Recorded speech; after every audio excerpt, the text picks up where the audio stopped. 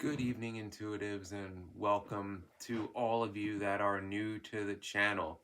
And for those of you that have been here a while, if you'd like to show your appreciation for this channel, you can send a super thanks. Or if you don't want YouTube to get 30%, there's a link to my Cash App in the description and in the About section of the channel that describes, like what this channel is all about.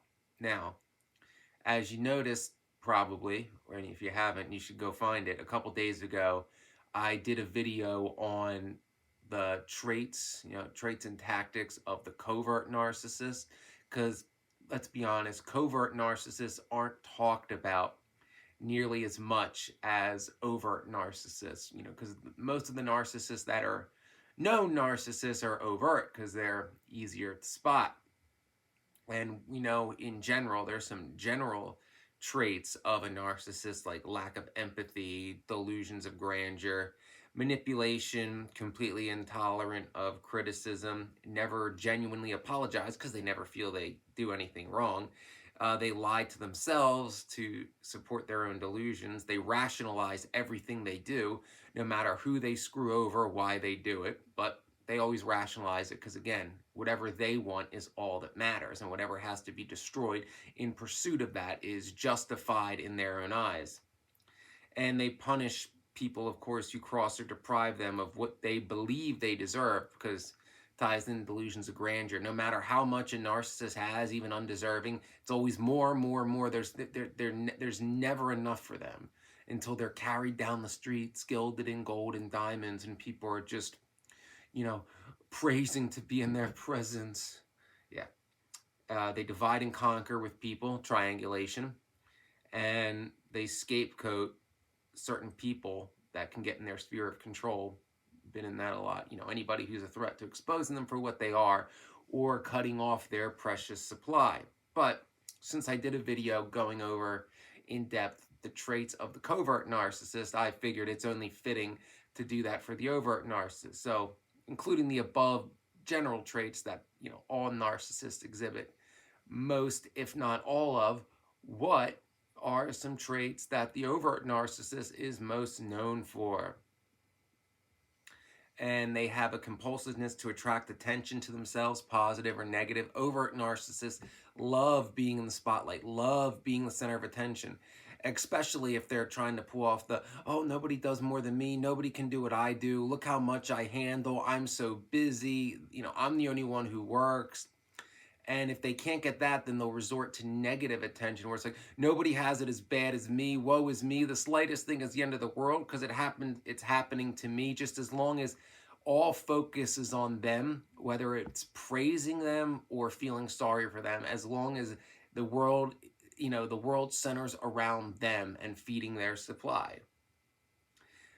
Two, they demand admiration and agreement. Without it, they react with impatience or rage. So the overt narcissist has to be told constantly how great they are, how special they are, how they're so much better than everybody else. And at work, they have to be told that they're the best worker ever and that no one could do what they do. And, oh, they deserve a raise and the place would fall apart without them. It's just, how did the place ever exist without them? Basically, how there's some irreplaceable God that no one could even come close to measuring up to, and that all should be fortunate and lucky that the overt narcissist chooses to work a job that's so beneath them, because everything's beneath them in their eyes. So, number three, they charm and flatter with false intimacy those who they wish to impress. They're known brown nosers. They're known bullshitters. The overt narcissist, if they're trying to get laid, they'll pretend to be interested in somebody and, do tactics to get them to let their guard down to get what they want, and then they'll change real quick. Also at work, whoever their supervisor is, they'll brown nose and they'll play the "I want you to mentor me" thing, and I can learn so much from you, this and that.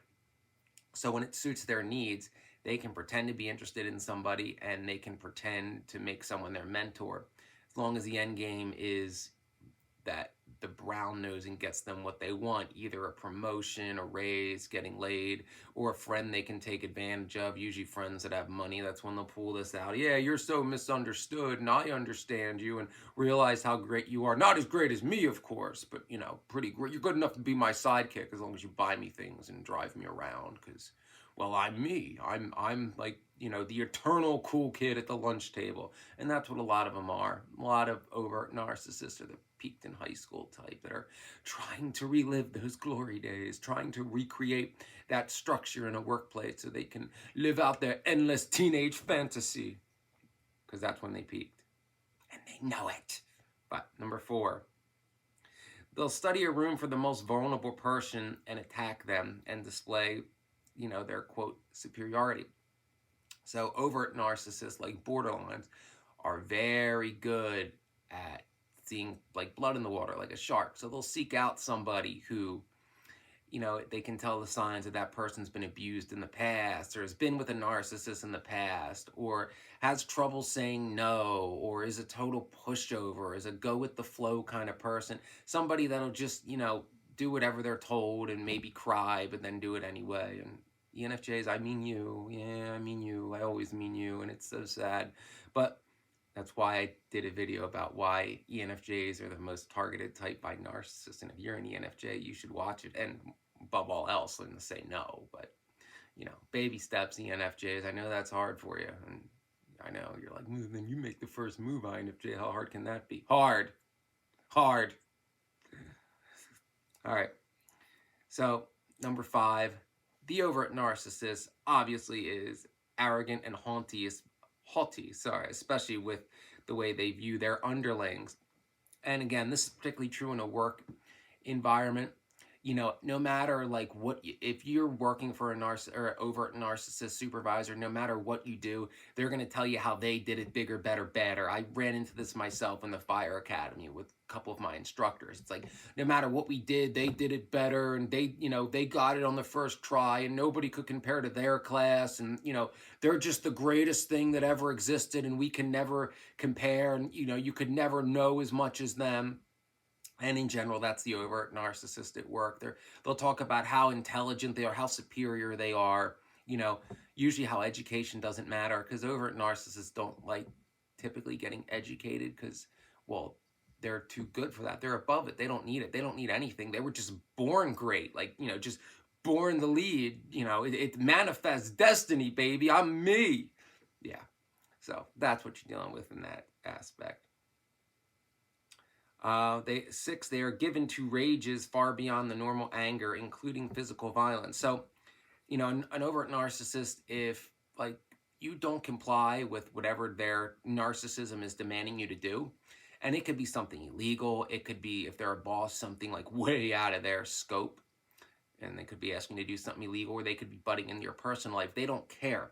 Whatever they're telling you to do, you're expected to do it, no questions asked. And if you dare speak up for yourself and say things like, that's not within your power, or that's illegal, or OSHA will have a fit over that, they'll fly out into a rage about how they're the boss and what I say goes. And, you know, if I want to change, the rules don't apply to me. And if you call them out on that, then they'll, I don't know, do things like pick up a serving tray and threaten you with it. Not that that's happened to me, it has, but things like that. So the narcissist, if they're on a power trip and you call them out on their power trip because their power trip is not actually within their scope of power, they lose their shit. They lose their shit real fast, because to them, they're, you know, they're tin pot dictators. They're demigods. There is no, you know, telling them no, because, you know, a narcissist, remember, the littlest bit of power will go to their heads hard. Hard. Narcissists crave power, especially overt narcissists, and they love flaunting that power, even if it's not really that much power. But when it is a lot of power, then it's real bad. Hence why so many are drawn into politics. 7, they view others as competitors to be defeated and humiliated. So, you know, if this is like a private, you know, your private life kind of thing, the narcissist, of course, will slander. I did a video on that. It's good. You should watch it. It did well.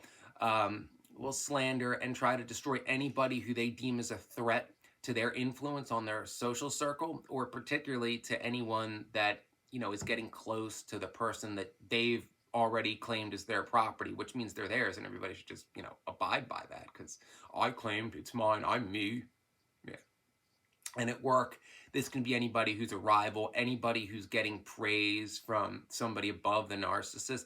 They'll see that person as a threat, and they'll have to break them down, because a narcissist can't, they know deep down, like, they can't compete on an even playing field. They always have to rig the game in their favor. That's how they win. They have no integrity, and they'll lie, cheat, and steal. That's what they do. They'll do whatever it takes as long as they get what they want, and that's the bottom line. Who they have to slander, who they have to destroy, laws they have to break, who they have to manipulate, it doesn't matter. Their end game is all that matters. So, 8, they'll ridicule, mock, and denigrate others in, games of one-upmanship. So, as I said, they'll one-up everything, no matter what you've done or been through. The overt narcissist is going to tell you how they did it bigger, better, and how they've been through worse, and somehow they persevered because they're them, damn it. Now, you could never be as good as them, but you could at least, try to be half the person they are. And, yeah, any accomplishment, they'll mock it and say it doesn't matter. I've seen this a lot with overt narcissists. If you do something, it's like, if you get like an academic award in college and they didn't, they'll make fun of that. But then the next second, they'll be talking about the one they got in middle school as if it's more important. Stuff like that. If you have something if you do something they didn't, they're going to mock it and ridicule it. But any little thing they did, it's the greatest thing that ever happened. And it's like Moses coming off the mountain, It's like the seas parted and everybody should praise me for eternity. 9, they project entitlement and expect special treatment. This is a big one. Overt narcissists are the most entitled. They think they should always be the center of attention, as I mentioned, but more so, they truly believe that the rules don't apply to them. Overt narcissists in particular love double standards. Not only do they love double standards, they like to make them up on the fly to whatever suits their need at the time. So, if an overt narcissist tries to throw the book at you one day and the next day they do the same thing, somehow it no longer matters. But the next time you do it, they're going to throw the book at you again. So they think because they're so great, they should be able to do whatever they have to do when they have to do it, because they're them, and they're, this is, whatever that is feeling their greatness, and their greatness is what's keeping this place running, or, keeps the world up. Don't shrug, overt narc, kind of thing. So in their mind, yeah, they deserve special treatment to no ends, and everybody else should be, strung up for the slightest infraction. Number 10, they can turn on and off at will their level of charm and interest in attention depending on their motives. So the overt narcissist is the good actor. They can pretend to be genuinely interested in somebody. They can actually appear to give somebody genuine attention over their situation, only when it, benefits them. Like, they'll pretend, oh, I'm there for this person because this person over here is watching me be there for this person, and don't I look so great, kind of thing. Again, they're actors. They're playing a role. A lot of overt narcs become actors, if you haven't noticed.